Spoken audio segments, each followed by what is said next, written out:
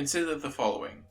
One day, after playing around with some friends in Factorio, someone called John decides that this would be a whole lot more fun if you could play Factorio against friends. So he learns how to mod Factorio in order to do just that. His coding is great, and he acts quickly whenever a bug turns up. Soon, his mod is being played by more and more people, and bit by bit, John becomes a small-time internet celebrity.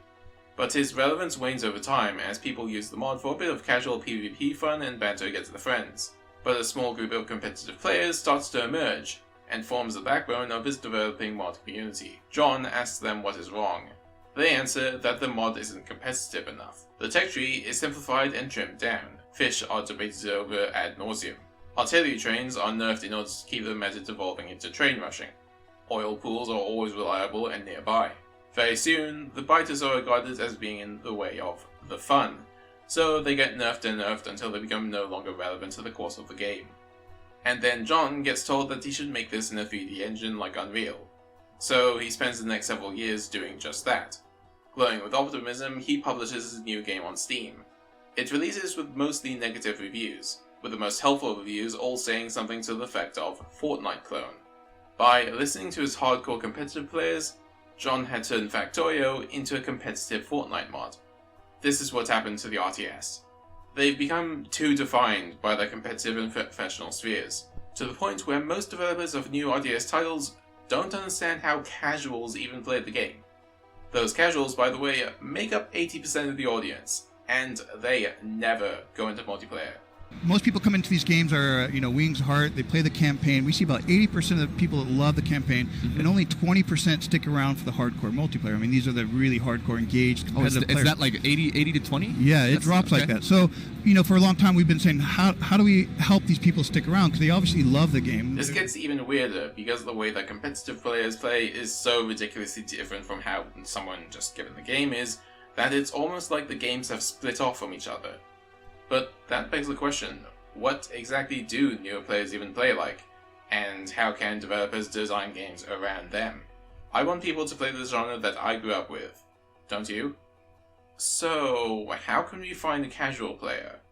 Well, what could be more casual than VTubers? Well, didn't I have more people? Where are all those fighters? They died? When did that happen?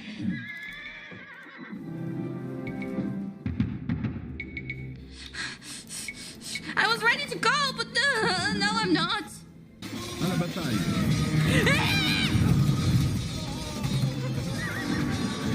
Okay, destroy ship. I'm low-key micromanaging. Just low-key. Oh my god, my HP. Holy, am I not gonna win this? What do I attack? What do I attack? Oh god. Who said I had enough people? Kaya? Ramps to the town center. Leave it. Okay, yes, Kiara isn't good at the game, but this is precisely what developers must understand. You don't give a kid a football and expect him to play like a professional. No, you have to make sure that just the act of playing the game is itself where the fun is. And if it isn't fun, why bother? New AAA RTS titles can reach several 100,000 views, as well as the comments being full of hope that the genre might make a return.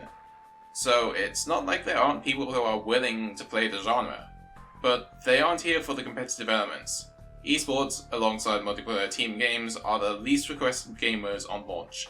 Furthermore, only about a third of RTS players actually played MOBAs, so trying to mimic those games is not going to get those players to hop over that easily. There is something in the gameplay of the genre that they want, but it's fundamentally lacking in these newer titles. So what about us? Why do we, as competitive players, play the way that we do? Because we, as an audience who has invested enough in the genre, have always tried to be better at the genre. And throughout our years of experience with the genre, our competitive desires have altered the way that we play the game. Thing is, dividing the genre up for both casual and competitive players doesn't really work. You will always have casuals who want to become competitive, as well as competitive players who just want to play casually. So a better question would be, where do the interests of both competitive players and casual players overlap? I feel like there are broadly two main camps. There are the people who want more strategy, and those who want more action. What the action players want is to keep your head down low, keep your view constantly on the specific placement of each individual unit, making sure that you keep dodging grenades, artillery, spells, etc. Strategy players want to widen their view, to pull out the nitty-gritty stuff and focus on the larger picture, whether that be resources, production, expansion, etc. These strategy players used to be catered to in older games, but because the action is much flashier and more marketable, RTS games kept trying to cater to players who wanted that sort of thing, and dismissing those players who just wanted to make a cool base with defenses while making a massive army, and that dichotomy kept getting reinforced. Those players who wanted action kept on pushing for more and more action. Meanwhile, those who wanted to return to strategy kept trying to return to the golden age of the early 2000s. What those strategy players didn't realize, however, is that the strategy genre has also been changing. 4X, or Explore, Expand, Exploit, Exterminate, are the newer terms for games like Civilization, Age of Wonders, and the other series. And from what I felt while playing these games, casual players play them in a similar way to RTS games. You build up your base, build out your army, and then go conquer the world. For example, the Chinese dynasty system in Age of Empires 4. The Tang dynasty gets a bonus towards exploring, the Song dynasty gives a bonus towards expanding, the Yuan dynasty gives a bonus towards exploiting your enemies and your economy, and the Ming dynasty gives you a bonus towards finishing the game. That is 4X design. Additionally, in the Age of Empires 2 documentary, it explicitly states that Age of Empires 2 was trying to be the best bits of both the RTS genre as well as the strategy genre, which in turn suggests that Age of Empires 2 isn't technically an RTS, and it's gone on to be the last RTS standing 25 years later. Within a few months of starting, we had narrowed down what we were going to do, the game would be, and I think it was a strong idea, the idea of merging the best of real-time strategy with the best of turn-based strategy into kind of a hybrid. So I think we had a great idea at that time. With that in mind, here's what I think these players who have been left in the dust really want. They want more 4X mechanics in the context of action. In other words, they want an action 4X. This definition has cropped up in the past couple of years in reference to Shiro Games, creators of Northgard and Dune Spice Wars. I still feel like the genre is in its infancy though, and I've already done several design videos trying to explain how this sort of thing could go further. What I want to do now is return to that Kiara clip and try and come up with some suggestions as to streamline the two concerns that really came up. Well, didn't I have more people? Where are all those fighters? They died? When did that happen?